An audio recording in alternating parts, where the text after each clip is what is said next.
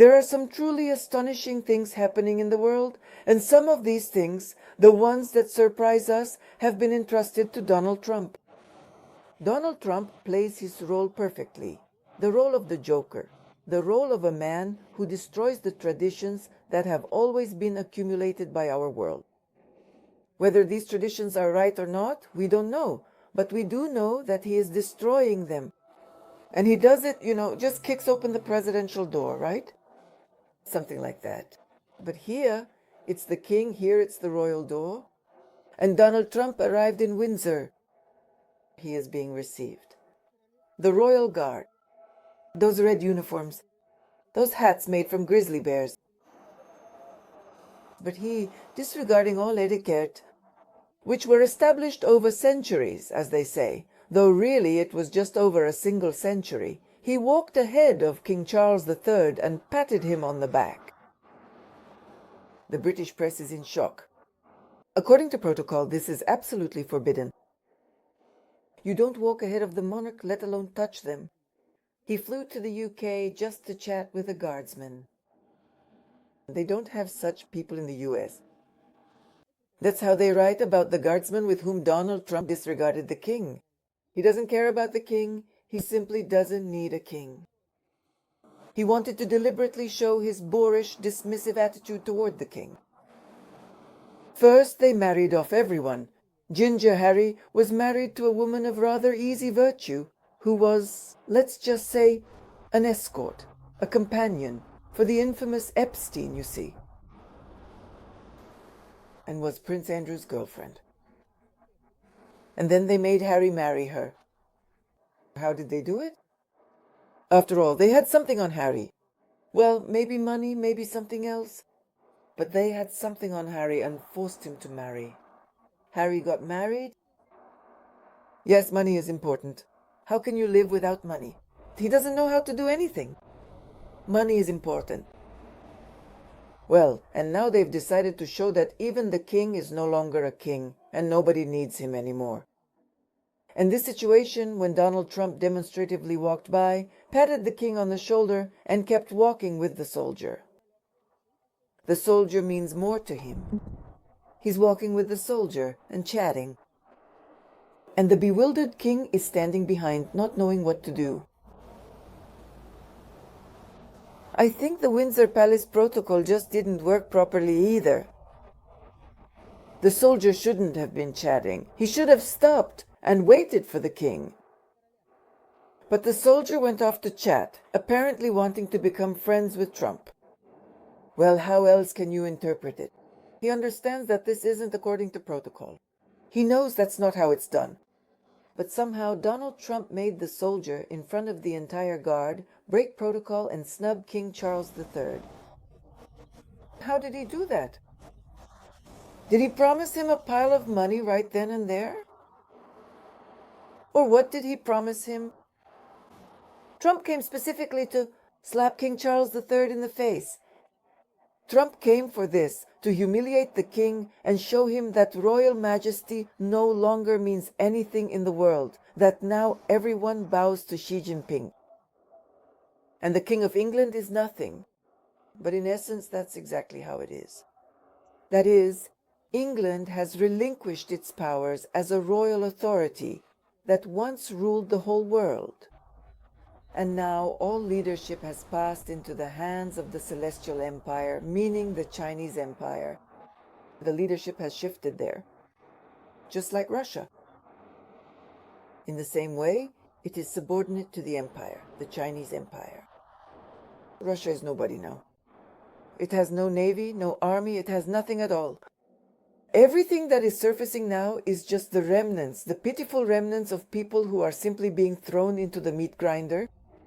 And if there are any operations somewhere, it's the Koreans and the Chinese who carry them out. We're told they're Koreans. Well, because they all look the same, Chinese or Koreans, right? We're told that they're Koreans. That seems to make more sense because North Korea is, well, not our friend. No, not friends. There are also Chinese there. The Chinese live and are building in Siberia, but we don't know about it. Why? Why aren't there any flights over Siberia? They don't show us what the Chinese are doing there. 200,000 soldiers were brought in about 5 years ago, and they've never left Siberia. They were brought in by a long, arduous train journey, carrying with them a formidable array of powerful weapons, heavy tanks, and essential construction materials. As for Donald Trump's significant trip to the historic Windsor Palace and then on to the bustling city of London, that particular visit was indeed done quite deliberately, and I truly believe that Trump himself meticulously developed this entire operation. He wasn't just acting like a fool for no reason, it turns out, no. They developed a plan for him, gave it to him, and he behaved exactly as planned. He chatted, walked around with a soldier. A soldier is much better for him than a guardsman. Much better than the king. And he demonstrated that. He publicly, in front of his own country, humiliated the King of England. Humiliated him. Why did Charles III suddenly become Karl? He was Prince Charles, and then he became Karl III. No one knows. It's only in Russia that he's called Karl, otherwise he's still Charles. Seems like that's the case. Maybe I'm mistaken somewhere, but the humiliation that Donald Trump deliberately inflicted, he brought it like a lordly fur coat from the Chinese draped over his shoulder. In other words, he just tossed it. He tossed it specifically to humiliate Charles III and show him who is the boss in the world. He made his point. Everyone saw it. Just don't blame it on that. Like Donald Trump didn't think something through or did something wrong. No, that's not it at all. This is about something else entirely. Donald Trump knew exactly what he was doing. He was deliberately humiliating Charles III. And actually, this family, the royal family, that is, the children of Elizabeth II, they're not really kings. And so, the attitude toward them is the kind that should be toward those who have taken the throne but are not true monarchs. Elizabeth, yes, people made an effort for her. She was put there from above after first poisoning the king's daughter, who was 2 years older than Elizabeth. Then they put Elizabeth on the throne. She isn't actually the daughter of that George, no. That's just what they tell you and write everywhere. Because how else can they explain where she came from and who she really is? It's a Jewish clan with roots in Romania. Why is Charles the Prince there? Charles used to visit often. He has his own mansion there.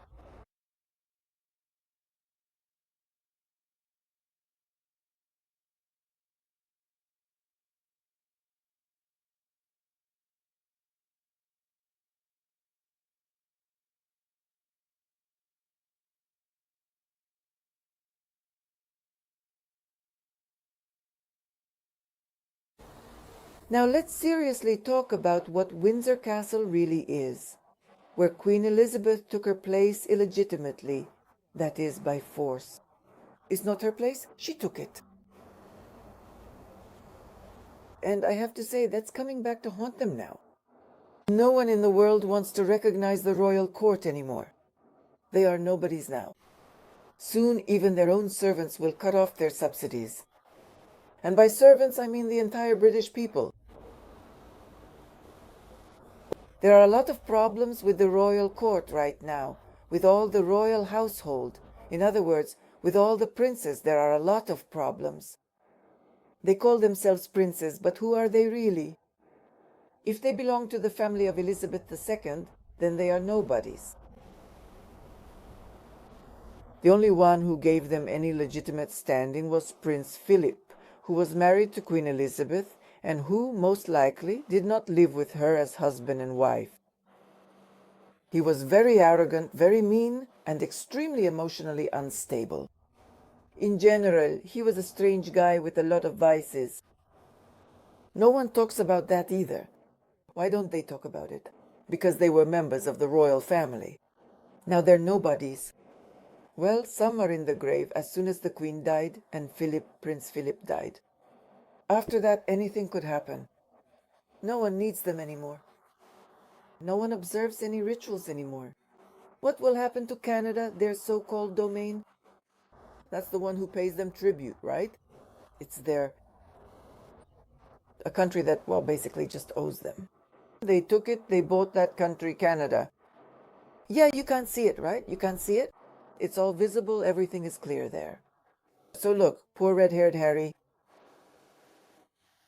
not of royal blood, although his mother is of royal blood, but that's not the point. Just look at the behavior. This Harry with the swastika, Queen Elizabeth giving the Nazi salute. Even at 5 years old, she was shouting Heil, also with a swastika. And then they tell us that it's Ukraine, some Nazis over there. But isn't it the same in Windsor Palace? What was Harry doing with a swastika on his sleeve? Oh, just a young boy having fun. So why don't you say that Ukrainians are just having fun too? In general, a lot of cruelty happens and has happened in the royal palace. Remember that naked boy who from some floor? He was falling on sheets, trying to climb down. People were watching, people were filming videos. Then he ended up back in the hands of the guards, and the guards took him back. And after that, whether he went to prison or was killed, we don't know. We really don't know anything. But it's a very cruel palace, very cruel. And these royal hunts for foxes and rabbits, tell me, is that normal or not? When cruelty to animals is promoted as a form of royal entertainment. By the royal family, right? The royal family entertains themselves this way. And this is considered something special. Chasing a fox with a pack of hounds, is that normal or not? Chasing rabbits, these are all inhabitants of our land. What is it all for? If it's royal, then it's allowed. But in the same way, they could treat children. Remember how many court cases there were? Those people, whether they were killed or not, they all passed away. Those who were witnesses, and what about the Queen herself? And all of this is part of our lives. That's why today, when Trump arrived, he basically showed Queen Elizabeth back in her time that she was nobody to him. And he showed King Charles III exactly the same, that he is nobody. That's the situation we have with the Queen. And if we think that she really is the Queen, well, she actually took the throne illegally. She was not George's daughter. It's believed that she was, officially. They made it so. They confirmed it. But in reality, George had a daughter who died. She was poisoned. 2 years before they made Elizabeth the Queen. She was 2 years older than the Queen, and she was being prepared to take power. Well, not to take power, but perhaps being prepared for a future coronation. But then suddenly Elizabeth Tecu appears. The roots lead to Romanian Jews, to the large Masonic organization called Scheme. That's why she was confirmed. That's why the daughter... George's daughter was poisoned. This is also not talked about, but it will be talked about. Now that they've started to go after that black girl from the palace, Harry's wife, I forgot her name, the actress, they've started to go after her. From all sides, they're saying how she was an escort for Epstein, how she serviced Prince Andrew, the Queen's son. And then they bring her into the house and force her to marry the Queen's grandson.